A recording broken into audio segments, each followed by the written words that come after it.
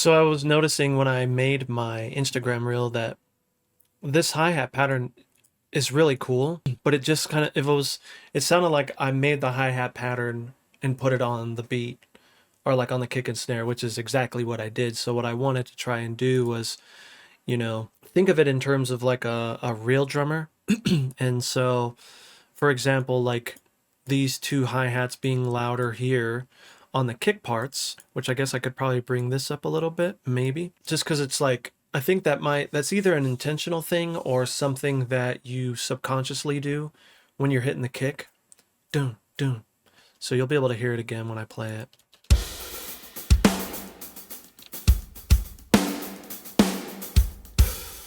And so a lot of it was just kind of coming in and checking around, grabbing some of these and just bringing them down.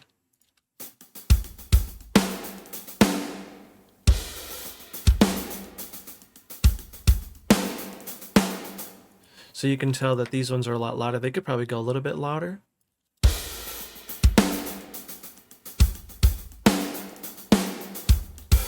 I also did this little move here, little 30-second boy.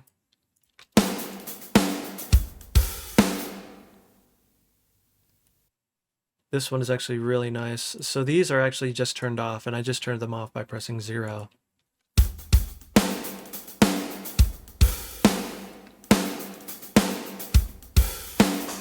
And you can see that I brought another, anything that was on the kick, I would try to bring up. Like this one in particular, this is just the tip tight, and so I didn't, but maybe I could.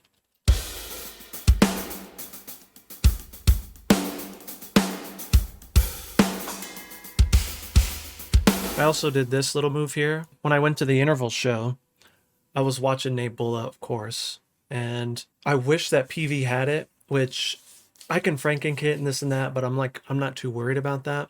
But what's cool is like he has 2 splashes, which the splashes are this guy here.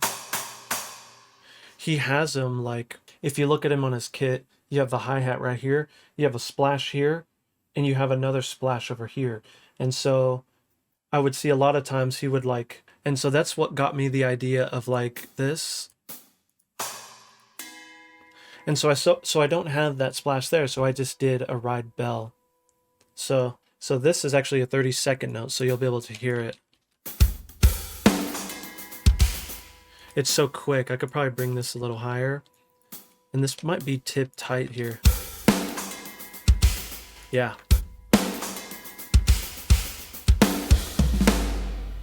And so this little move here, this boom, boom, boom, boom, or I guess in this case it would be like this, boom, boom. I would usually do ghost doubles here, which I do in this next section, which I also made some changes to. But since this is kind of like a hi-hat like major pattern, there's probably a better way to say that.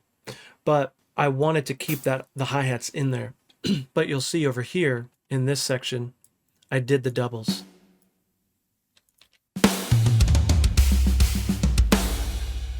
But this whole section here is I think I added it today before stream. And so my biggest goal with this one, and now recently since I have the humanize button, is to just make it feel and sound just as real as I can. And in terms of like just adding things that I think that real drummers would do, like me being a real drummer myself, me is just like that move there. So that's why I did this hi-hat thing here.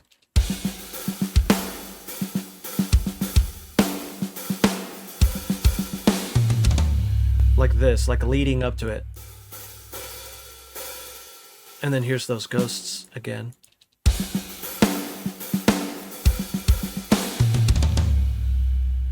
That's really nice to do. And then here's that triplet thing. So it's like a ghost accent. So when he goes up, he's going to hit it again. Dun, dun, dun, dun, dun, dun. And so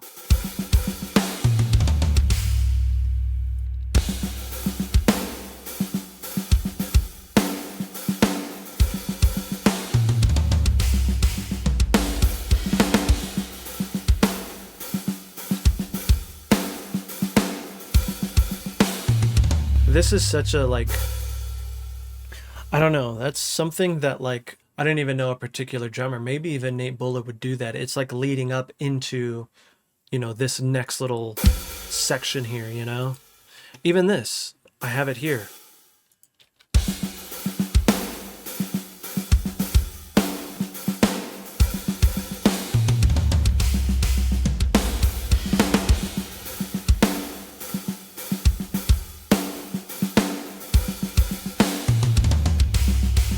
Another thing that I realized that I was doing a lot of, maybe too much of, was ghost notes. And what I've learned through just doing it all the time and really analyzing what a drummer would do and like analyzing my own playing when I'm on a kit, like I do ghost notes a lot, but it's not like a ton. Sometimes I'm using it to keep time, because it's literally you'll see my hand just kind of doing this. Like this is like language contortionist stuff here. Like, you know, and so there's a time and place to do it. However, when you're just kind of and so there's different things that you could be doing less of. You know what I mean?